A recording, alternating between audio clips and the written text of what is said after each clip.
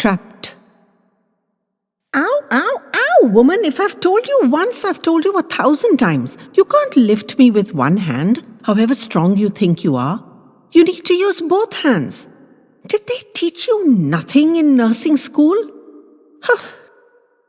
Luckily for me, you're getting a proper training here between Muscles and Sarah.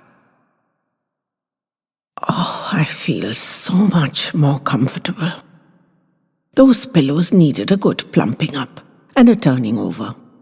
I never can bear it when the pillowcase becomes warm. It makes me hot and bothered all over. I can't rest until it's turned and I can feel the cooler side. Tiny things make the world of difference to me now. My nerves scream with irritation. I remember when Sarah first started coming here as night nurse and brought her knitting with her. Sitting in her corner chair, with the glow from her hooded lamp reflecting palely on the ceiling, she'd knit continuously. Only stop to check on me or to go to the loo herself. The clickety-clack of her damn knitting needles used to drive me crazy. I would rage against them. I sometimes screamed that it sounded like a never-ending train clacking away noisily in that corner. How was I to sleep? Made no difference to her, of course. Now, if I wake up and don't hear that sound, I get unsettled. It usually means she's gone to the loo, but till I hear it again, I can't rest. Isn't that strange, Muscles? The same sound that agitated me now calms me, and so many things that I used to love now agitate me.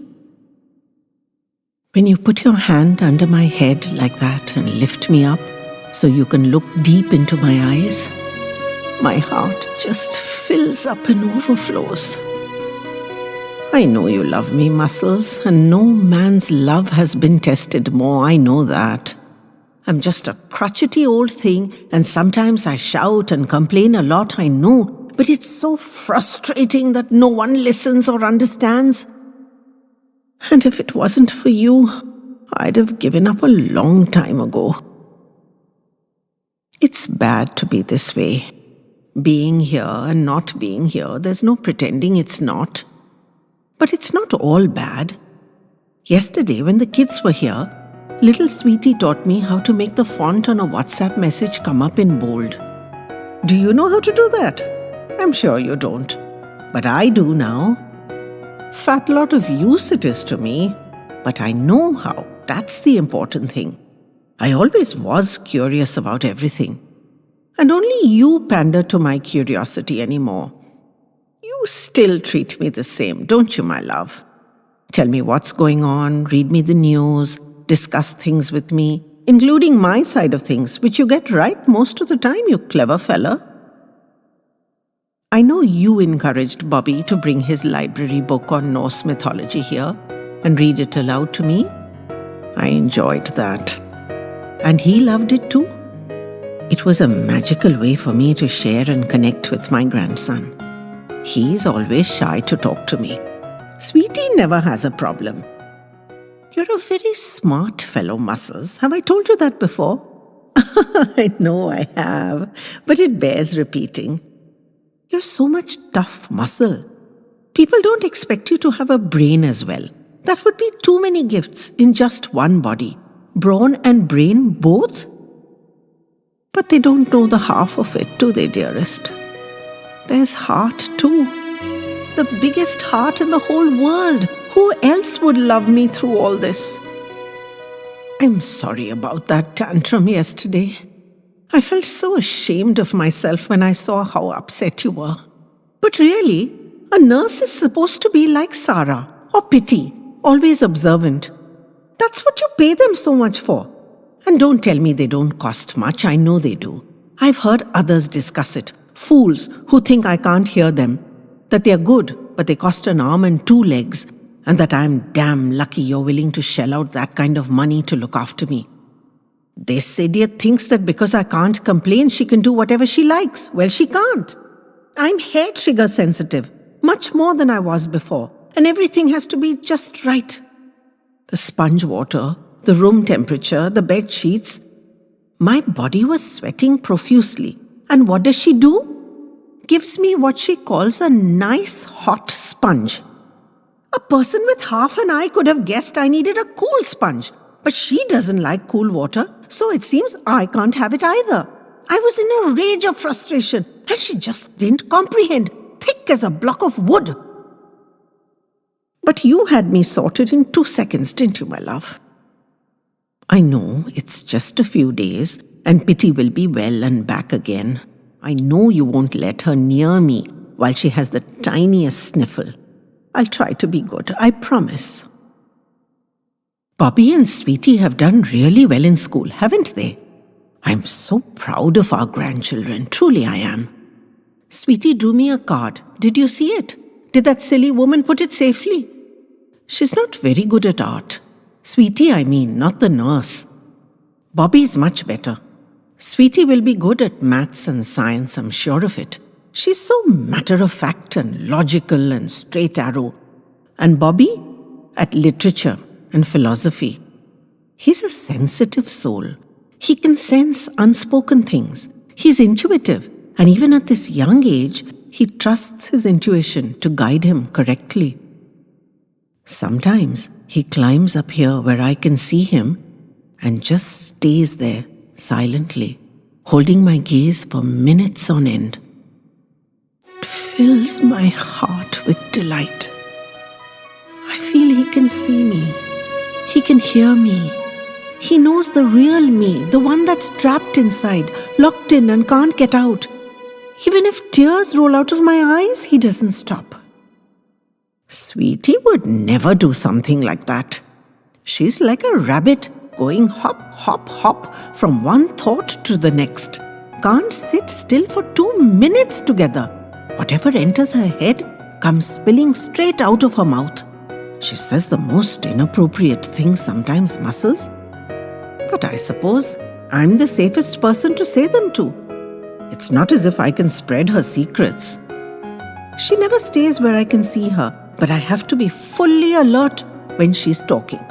If I drift off for a second, I've lost track of what she's saying and I'll never catch up again. You just have to listen hard and jump to connections with her when she jumps. It's a rigorous round of mental calisthenics. Muscles, do you know what I was yearning for? French fries. I know I can't eat them, but I wish I could get you to bring them in and just let me smell them. That hot, oily, salty smell. Oh gosh, my mouth is actually watering just thinking of them. Thank you, my dear. That's what I mean. Isn't it her job, Miss Pity Substitute? Why should you be wiping my dribble? There is one thing I like about her, though, I'll admit. I like her massage. After the sponging and powdering, she gives my hair a good, strong brushing. All of you are too gentle. She pulls and scrapes and tugs out all the knots and plats it fresh twice a day. Then she rolls me this way and that like a cylinder of dough and gives me some sharp karate chops with the sides of her hands. And she plumps up the pillows and turns them over as she's been taught to and tightens up all the bedclothes. It's fantastic. I feel totally refreshed. And there's only one other thing I look forward to the very most in my whole day. In my whole life now.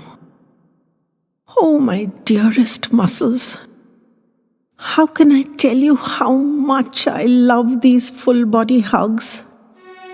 With your body pressed to mine and your long, heavy leg draped over my body, and your sheltering arms above and below me, and your head nestled on my chest, and your warm breath flowing over me. I can smell your shampoo and feel your hair against my cheek. How much silver it has in it now. I feel so guilty knowing I'm the one who's put it there. I wait for these hugs morning and evening every day. I live only for these moments. They make me feel human again, not just a slab of stony flesh make me feel like a woman again. You know they make me cry sometimes, but do you know how deliriously, madly happy they make me every single time? I love you, Muscles, and I always will. What I don't understand is how you continue to love me. After a long time, Muscles extricated himself and rolled off the bed. He'd heard his wife's heartbeat escalate when he lay down beside her and took her in his arms.